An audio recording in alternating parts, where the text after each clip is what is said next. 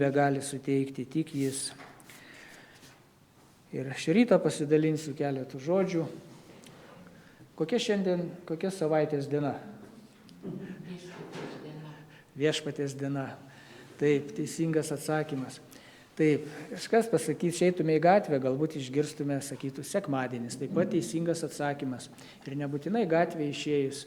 Ir kažkas iš čia esančių pasakytumėte sekmadienis, taipogi teisingas atsakymas.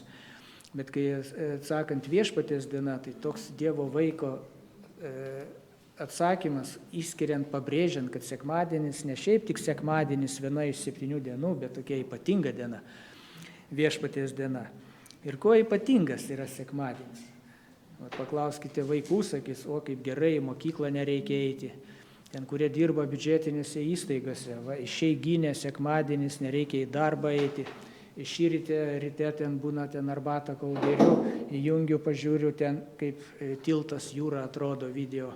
Toks labai gražiai jūra atrodo, kai saulė šviečia iš rytų, taip nušviečia tiltą ir žiūriu, ten 3 žvejai, matosi, eina nuo tilto šį rytą, tikrai per naktį žvejoja ir aišku, grįžę iš žvejybos, visą naktį žvejoja, jie sekmadienį miegos dabar iki popietų.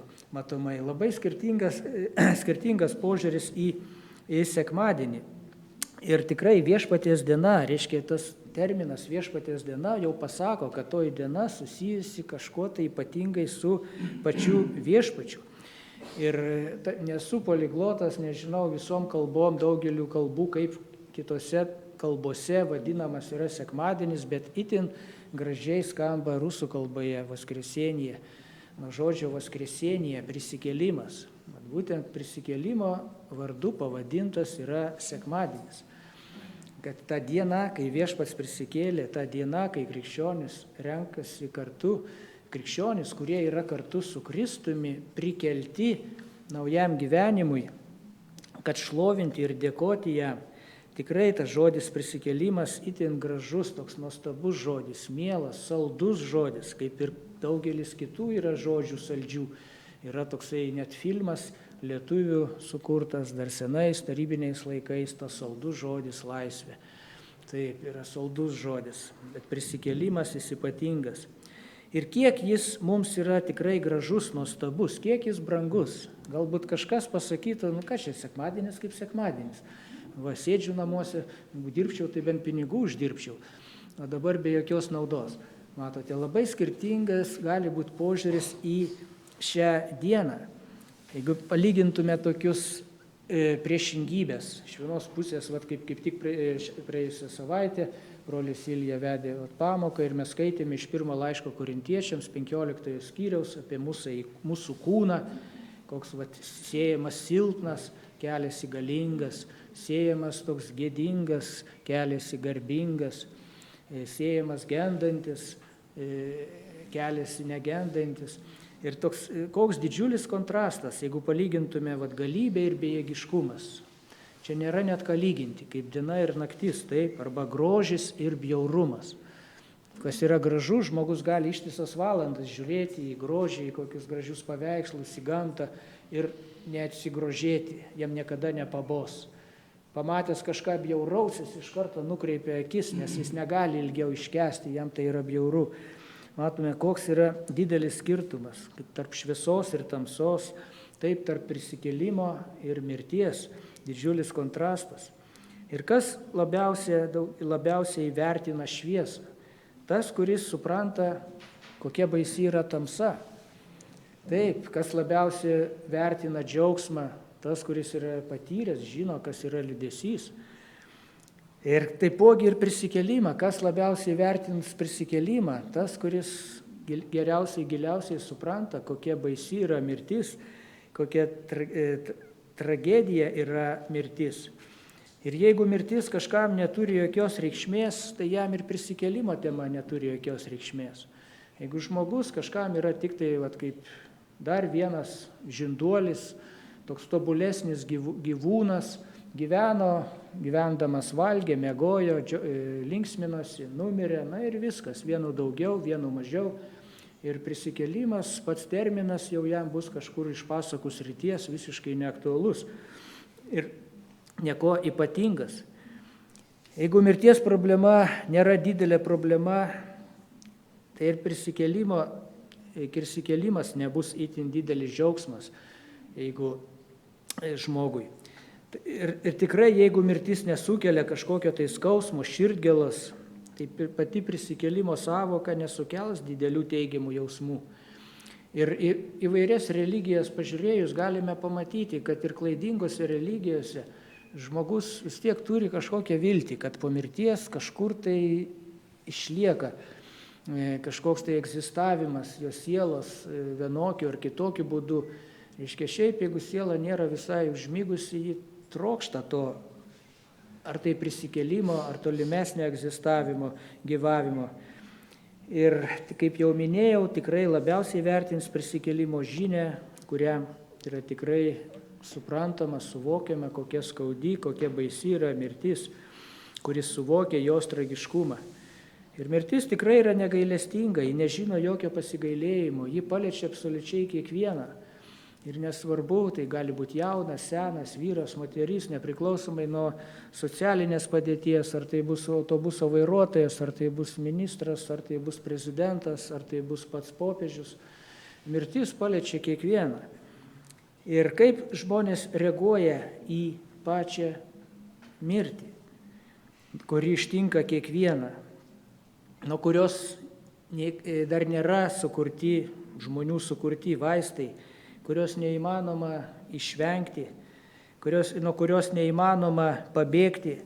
Ir paprastai žmonės stengiasi apie tai negalvoti. Kartais žiūri, žmogus gyvena, jau tikrai garbingo amžiaus sulaukęs, jau ir visa puokštė ligų. Ir tikrai jau matai, kad bet kuri diena gali būti paskutinė. O jis dar tokius grandiozinius planus kūrė tenai savo gyvenime, atrodytų, kad planuoja dar 1000 metų šioje žemėje būti. Ir kažkaip apie mirtį net nesusimasto. Nors yra senas, dar Romos imperijoje toks posakis, terminas buvo memento mori, atsimink mirtį, toks išmintingų žmonių tas terminas paminėtas, kad dažniau pagalvotų žmogus. Ir tada susimasto, galbūt tikrai netaip gyvenu. Anksčiau ir vėliau saulė nusileis už horizonto, o kas toliau, ar esu tam pasiruošęs. Taigi daugelis bando tiesiog įsisukti nuo šios temos, pabėgti nuo jos. Bando žiūrėti į tai juokais, taip yra tekę girdėti, jeigu ten ir išgirdę apie pragarą rimtai nesusimasto, o nieko ten tokio, ten visa mano chebra bus, ten visi mano ten kartu galėsim alų gerti, ten su velniais kortom lošti.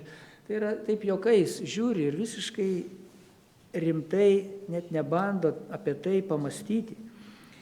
Taigi pačios problemos neminėjimas tarsi nuslopina ją, leidžia užsimiršti, sako, tiesiog negalvok apie tai, gyvenk ir tiek. Kiti bando pagražinti mirtį, o numiršta žmogus, sako, jam ten dabar geriau bus. Turbūt esate ne kartą girdėję tokį terminą.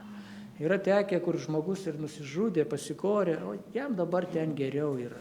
Jis čia pergyveno, savo vietos nerado, dabar jam ten geriau. Galvoju, kur jau ten geriau, jeigu žmogus nesusitaikė su Dievu.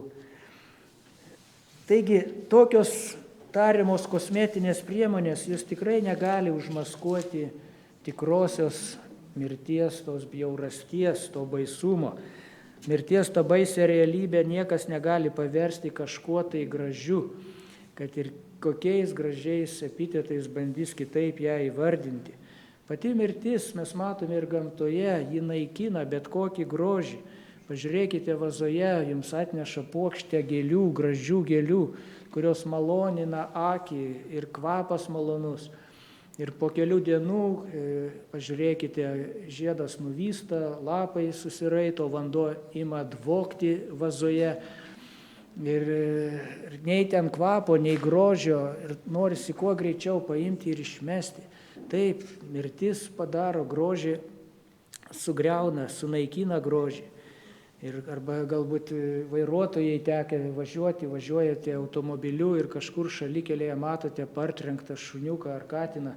Ir tikrai toks nemalonus jausmas pereina per visą kūną. dėl gyvuliuko, dėl žvėriuko tik tai.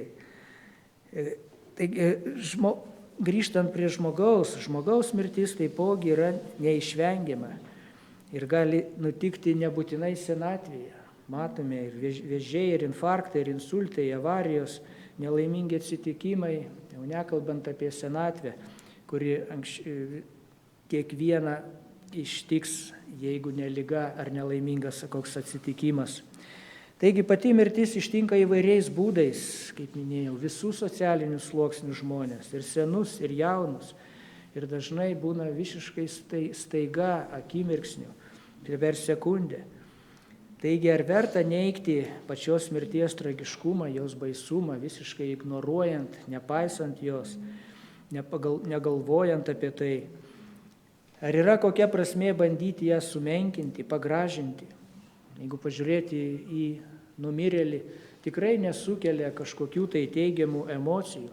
Įsivaizduokite, jūs ieškote darbo ir jums iš darbo biržos paskambina, sako, yra laisva darbo vieta, ten reikalingas pagalbininkas, reikės ten svorį tampyti truputėlį.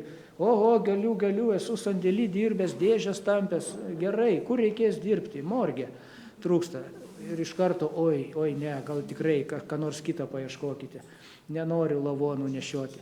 Taigi tikrai nesukelia teigiamų emocijų nei mirtis, nei numirėlis. Ir galime ją neigti, galime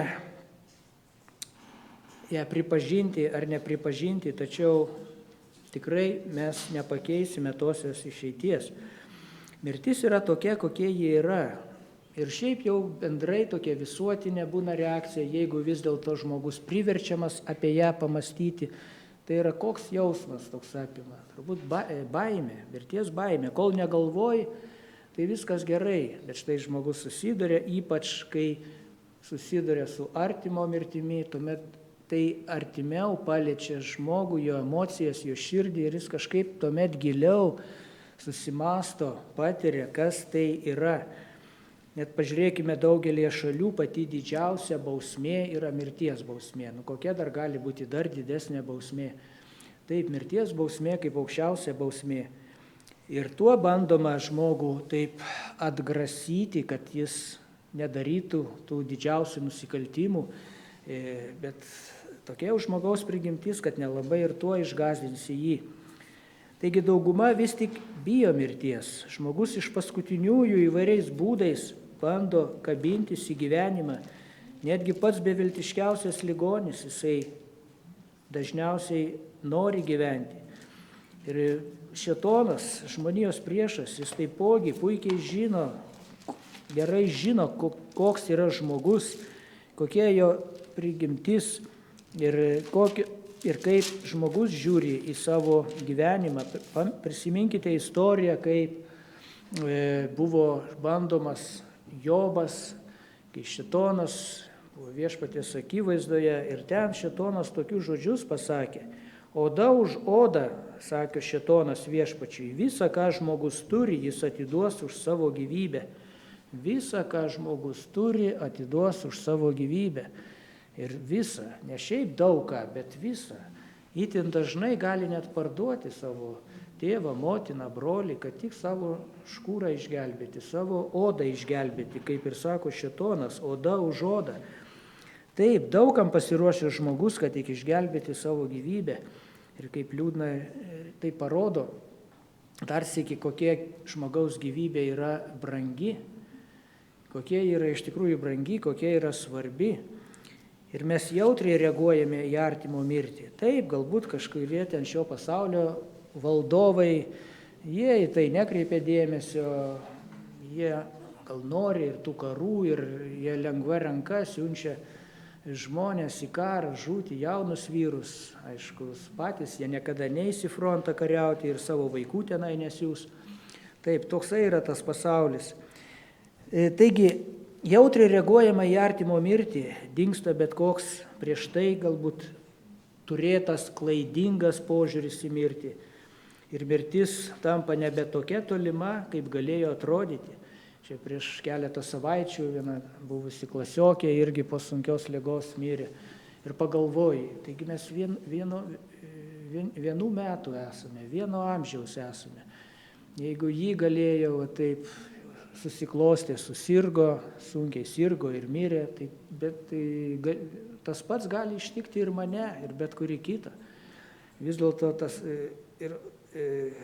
tokia yra toji mirtis.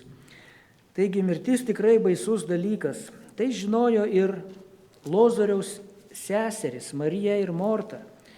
Jono Evangelijoje 11 skyriuje yra istorija apie Lozorių. Marija, Morta, kurios turi jų brolis Lozorius. Ir jos itin giliai išgyveno, kai mirė jų brolis Lozorius. Prisiminkime trumpai šią istoriją. 11 skyriuje patys pirmieji žodžiai buvo vienas ligonis Lozorius iš Betanijos. Taip, tai visai netoli Jeruzalės, Betanijos kaimas, čia gyveno Jėzaus artimi draugai, pas kurios Jėzus apsistodavo. Tai buvo Marija su Morta, dvi seserys, jų brolis Lozorius.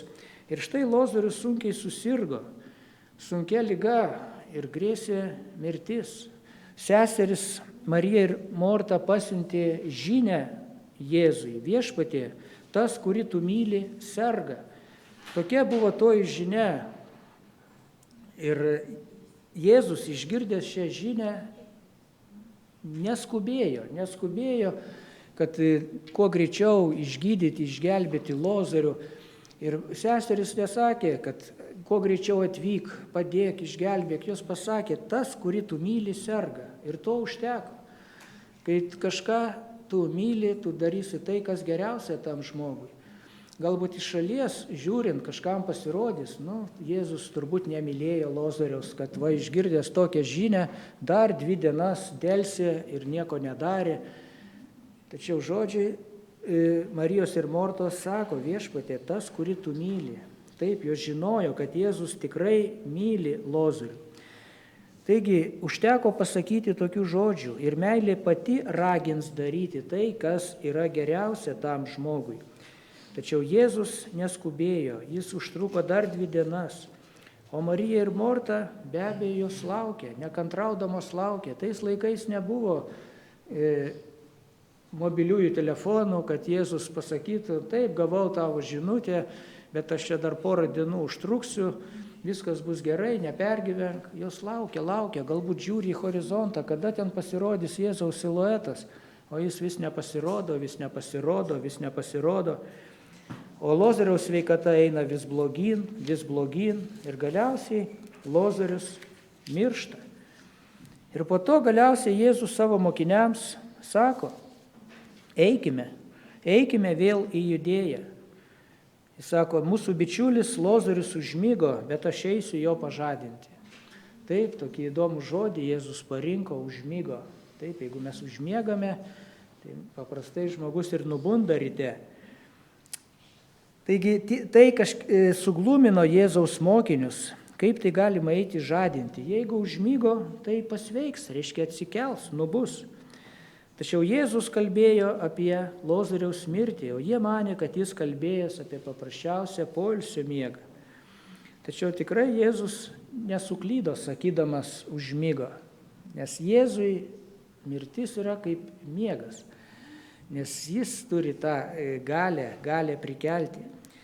Taigi mokiniai nesuprato, kad Jėzus kalba apie Lozoriaus mirtį, kol galiausiai Jėzus pats atvirai jiems pasakė, kad išsklaidytų jų tą suglumimą, bet kokias dvejonės, abejonės, pasakydamas: Lozorius mirė. Taigi žinia apie Lozoriaus mirtį greitai pasklido, žmonės susirinko paguosti Marijos ir Mortos, o Lozorius jau buvo 4 dienas išbuvęs kape, kai pasirodė Jėzus, kai atėjo pas Mariją ir Mortą. Morta išbėgus Jėzus pasitikti sakė: viešpatie, jeigu būtum čia buvęs, mano brolis nebūtų miręs. Taip, galima įvairiai suprasti šios žodžius, mes negirdime intonacijos, kokia intonacija kalbėjo Morta, kokį žodį pabrėžė. Ar sakė: viešpatie, jei būtum čia buvęs, mano brolis nebūtų miręs. O gal sakytų: jei būtum čia buvęs, mano brolis nebūtų miręs. Taip, toji intonacija daug ką keičia. Gal tai buvo kaip priekaištas, o gal tai buvo tiesiog kaip gailestavimas. Nebūtų miręs, nebūtų, dabar mirė.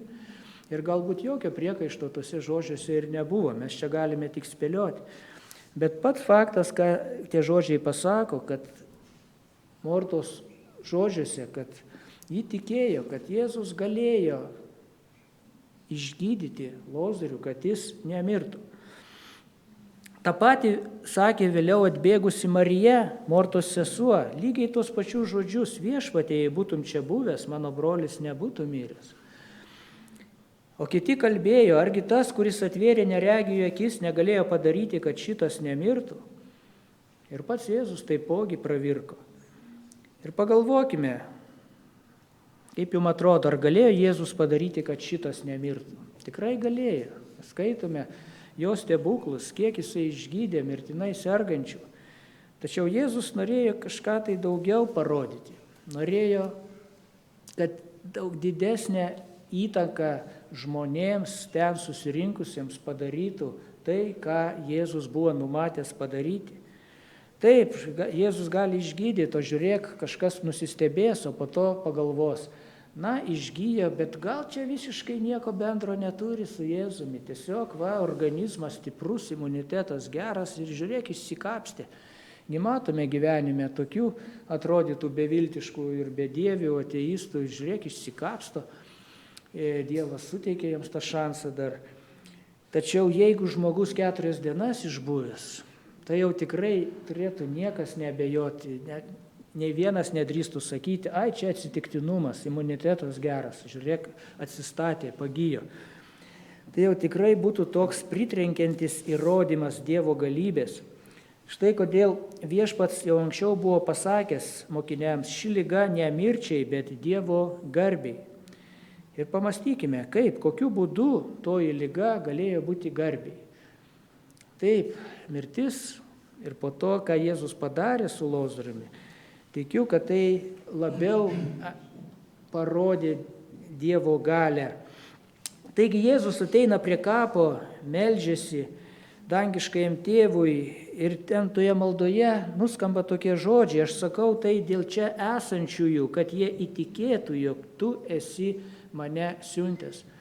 Štai koks buvo pagrindinis tikslas Jėzaus, kaip šio ir daugelio kitų stebuklų, kuriuos jisai darė, kad tie, kurie išvysę Jėzaus parodytą galią, galybę, galėtų įtikėti, kad jis yra Dievo siųstasis. Ir Jėzus tuomet sušuko: Lozoriau, išeik, ir numirėlis išėjo iš kapo. Matome, kaip Lozorius buvo prikeltas. Taip, prieš tai buvusios Mortos Marijos sielvarto ašaros virto džiaugsmo ašaromis. Ir 45 eilutėje pasakyta: daugelis žydų, kurie buvo atėję pas Mariją ir matė, ką Jėzus padarė, įtikėjo jį. Ir kaip jums atrodo ši eilutė, tokia labai džiuginanti ar liūdinanti? Čia galima ir taip atsakyti. Ji gali būti džiuginanti, kad vis dėlto kažkas įtikėjo, bet gali būti liūdinanti, kad ne visi įtikėjo. Daugelis įtikėjo. Kiek tas daugelis? 20%, 10, 30, pusė.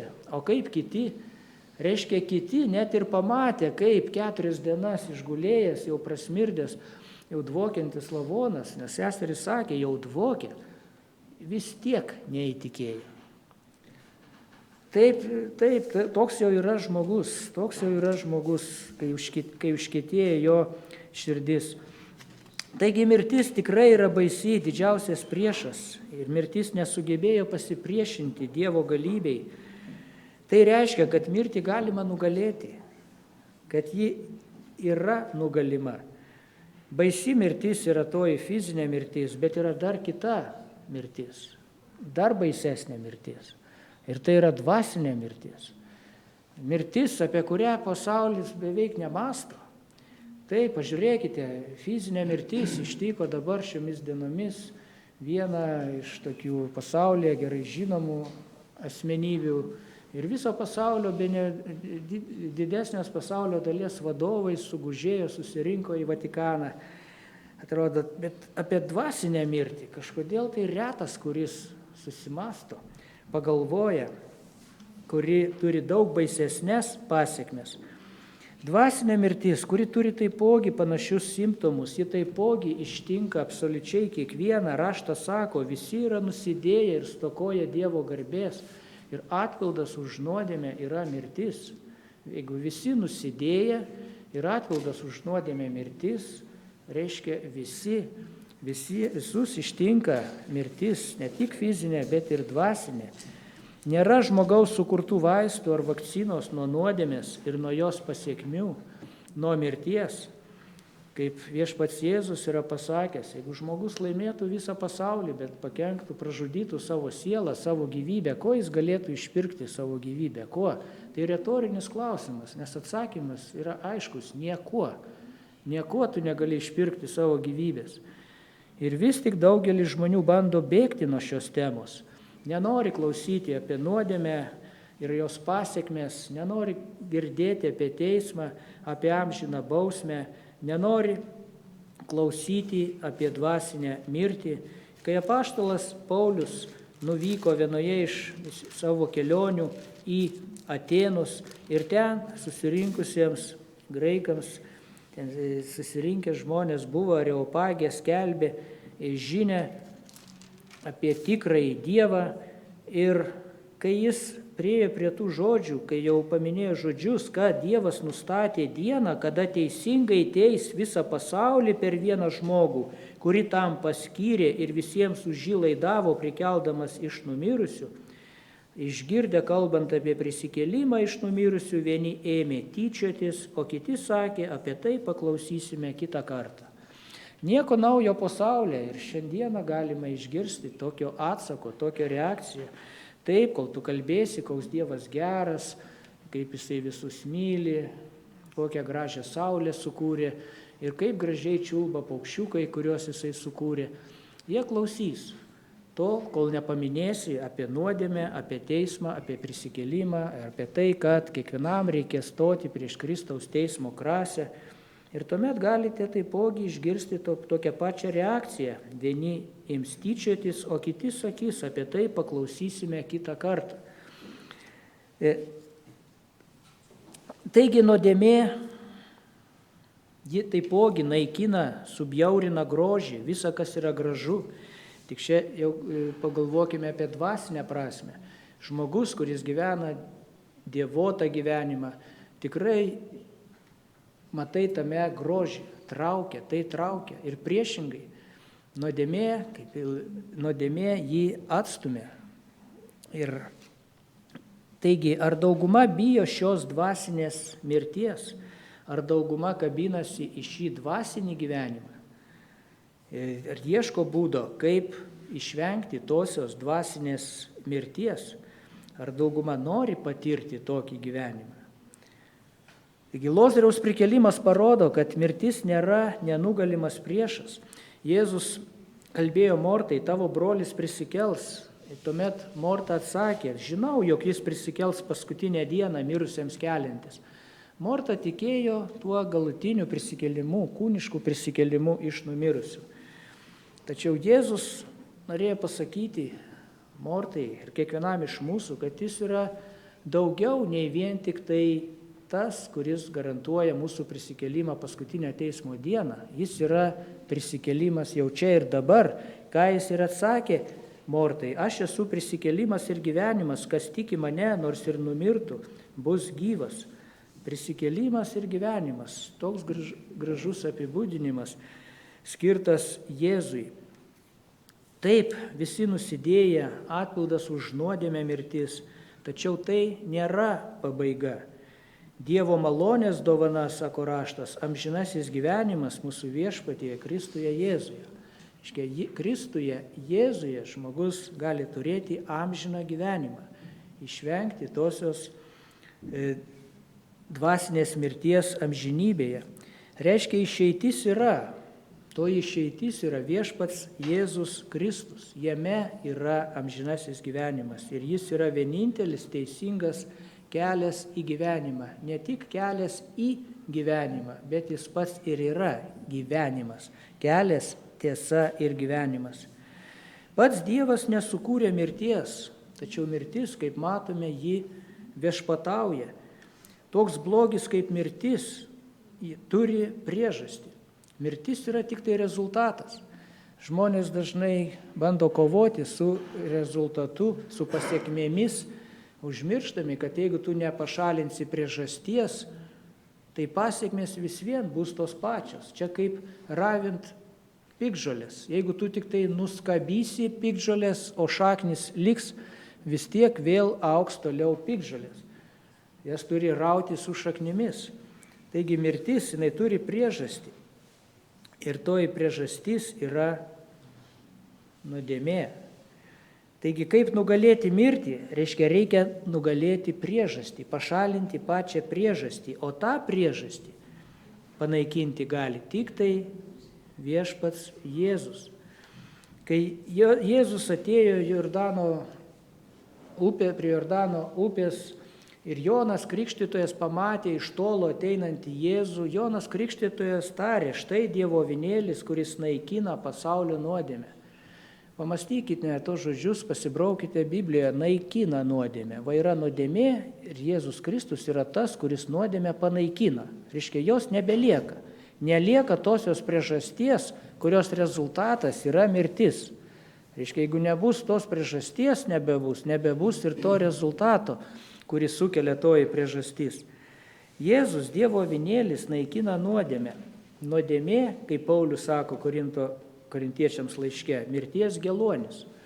Gyvatei išrauk gelonį ir jinai nebegalės įkasti. Taigi nuodėmė yra tasai geluonis, kurios įkandimas atneša mirtį. Taigi Jėzus prisikėlimas ir gyvenimas, tai patvirtina paties Jėzaus prisikėlimas iš numirusių. Ir tai yra didžiausias Dievo patvirtinimas, kad viešpats Jėzus yra prisikėlimas ir gyvenimas. Ne šiaip bus, tik tai jis yra prisikėlimas ir gyvenimas. Kad jis yra Dievo sūnus. Ir nuo to, ar mes jį priimame į savo gyvenimą, priklauso, ar mes esame mirę, ar gyvi dvasiškai. Todėl kiekvienas turi teisingai atsakyti savo į tą klausimą, aš esu gyvas ar aš esu miręs. Jeigu dar nesate viešpatyje Jėzuje Kristuje, jūsų padėtis išties yra tragiška ir baisi. Taip galiu visą gyvenimą pramiegoti, prasnausti, gyvenimas prabėgs ir mirtis ištinka. Be Kristaus žmogus yra miręs savo nuodėmėse.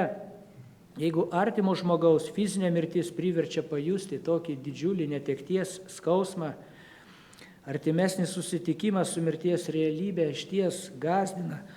Pamastykime, o nuodėmė ar negąsdina? Jį juolab turėtų gąsdinti, nes nuodėmės rezultatas tai amžinas atskirimas nuo Dievo. Ar tai nebaugina? Neturėtų bauginti žmogų. Apaštalas Jonas štai ką sako apie gyvenimą, apie amžinai gyvenimą, kurį Dievas siūlo žmogui. Pirmame laiške 5 skyriuje Jonas sako, liudijimas toksai, Dievas mums suteikė amžinai gyvenimą ir tas gyvenimas yra jo sūnuje. Dievas duoda gyvenimą, duoda amžinai, bet tas amžinas gyvenimas yra jo sūnuje, jame. Be jo, už jo ribų, be jo, tu to gyvenimo neturėsi. Ir Jonas sako, kas turi sūnų, nes jame yra amžinasis gyvenimas. Kas turi sūnų, tas turi gyvenimą. Kas neturi Dievo sūnaus, tas neturi gyvenimo. Ir čia skirta kiekvienam žmogui, nesvarbu, darbininkas, vairuotojas, ministras, prezidentas, ar dar kažkas, ar popiežius, nesvarbu, kas bebūtų. Turi sūnų, turi gyvenimą. Neturi sūnaus, neturėsi ir gyvenimo. Pamastykime apie savąjį pasirinkimą. Ateis diena, kai tos galimybės paprasčiausiai nebebus. Ir ta diena gali užklupti bet kada, netikėtai, kaip vagis naktį.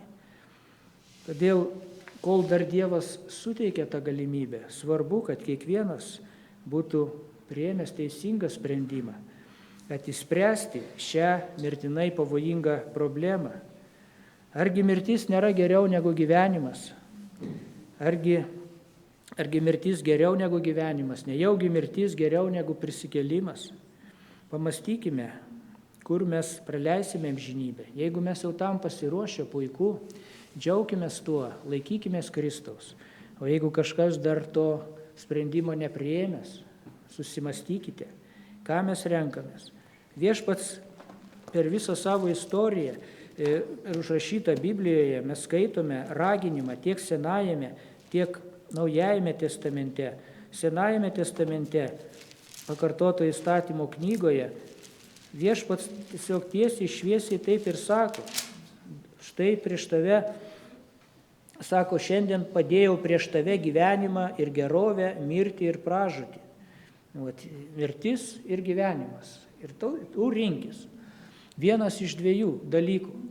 Ir Viešpats sako, jeigu tu renkiesi mane, mano žodį, būsi su manimi, reiškia, tu renkiesi gyvenimą. Jeigu tu be manęs nori gyventi, tu renkiesi mirtį. Ir nėra trečio kelio, nėra šiuo atveju neutraliteto. Arba su tuo, ką pakartoja, mini ir Viešpats Jėzus, kuris taipogi kalba apie du kelius. Mato Evangelijoje 7 skyriuje sako, eikite pro ankštus vartus, nes erdvūs vartai ir platus kelias į pražūtį ir daug jo einančių. Kokie ankšti vartai ir koks siauras kelias į gyvenimą, tik nedaugelis jie atranda. Taip, nėra šimtai kelių per skirtingas religijas, per skirtingus dievus, visi veda pas tą patį Dievą skirtingais būdais. Ne, šis mokymas ne iš Dievo. Žiūrėkime, ką Viešpats Jėzus sako, tik du keliai, siauras ir platus. Siauras kelias tai yra pats Viešpats Jėzus Kristus, kuris pasakė, aš esu kelias, tiesa ir gyvenimas. Taip, Jėzus sako, nedaugelis jį atranda, bet jis veda į gyvenimą. Ir yra platus kelias. Visa, kas lieka be siaurojo kelio. O ten jau gali vadinti įvairiais pavadinimais, įvairias etiketės gali klijuoti. Kokias tik tai nori, pagal skonį, pagal spalvą, bet jie vis tiek išliks plačiojų keliu. Nes antraip, tada turi pripažinti, kad Jėzus yra melagis. Jeigu tai, kad jis pasakė, kad aš esu kelias, niekas neina pas tėvą kitaip, kaip tik per mane, ir jeigu tai nėra tiesa, reiškia Jėzus yra melagis. Tas, kuris darė stebuklus, prisikėlė iš numirusių, prikėlė Lozorių, prikeldavo kitus. Ar gali nusidėjėlis daryti tokius stebuklus? Ne, jis yra Emanuelis, jis yra Dievas su mumis. Taigi, noriu užbaigti dar ištrauką iš Jono Evangelijos, kur Jėzus dar sykį primena ir mums apie tai, kad jis yra prisikėlimas ir gyvenimas. Ir tai liečia ne tik paskutinėje teismo dieną, kai mes būsime prikelti, bet tai liečia ir dabar, šią dieną, čia ir dabar. Jono Evangelijos 5 skyriuje, 24-25 eilutėse Jėzus sako, iš tiesų sakau jums, kas mano žodžių klauso ir mane atsiuntusi tiki, tas turi amžinąjį gyvenimą ir nepateks į teismą, nes iš mirties yra perėjęs į gyvenimą. Iš tiesų, sakau jums, ateis valanda ir dabar jau yra, kada mirusieji išgirs Dievo Sūnaus balsą ir kurie bus išgirdę, tie bus gyvi. Ir čia jis kalba tik jau apie dvasinį prisikėlimą, kurie tiki, turi amžinąjį gyvenimą, kurie išgirs. Ir tai galioja tas pažadas ir šiai dienai.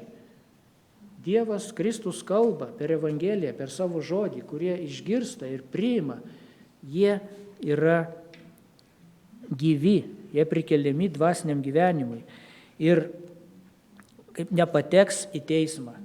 Taip, ar sakyta, visi mes tosime prieš Kristaus teismo krasę, o čia pasakyta, nepateks į teismą. Reiškia, jeigu tu esi krikščionis, tu ateini, čia teisėjas stovi ir tave sekantis. Taigi prieš Kristaus teismo krasę atėjau, taip atėjai, bet mes tavęs neteisime, eik, viskas, sekantis. Ir ateina sekantis, kuris be Kristaus yra, o ten jau ir duok ataskaitą, kodėl tu taip gyvenai. Ir toliau jisai sako taipogi 28-29 eilutės, nesistebėkite, kad ateis valanda, kai visi gulintieji kapuose išgirs balsą. Kurie darė gerą, prisikels gyventi, kurie darė blogą, prisikels stoti į teismą. Ir čia kalbama jau apie paskutinę dieną. Taigi, kurie klauso, tiki, nepateks į teismą, nes iš mirties perėję į gyvenimą, kurie klauso ir tiki.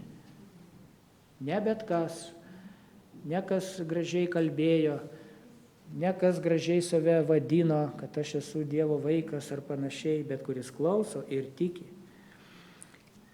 Taigi šiandien kiekvienas turi tą galimybę rinktis Jėzų ir gyvenimą arba tai, kas lieka, mirtis.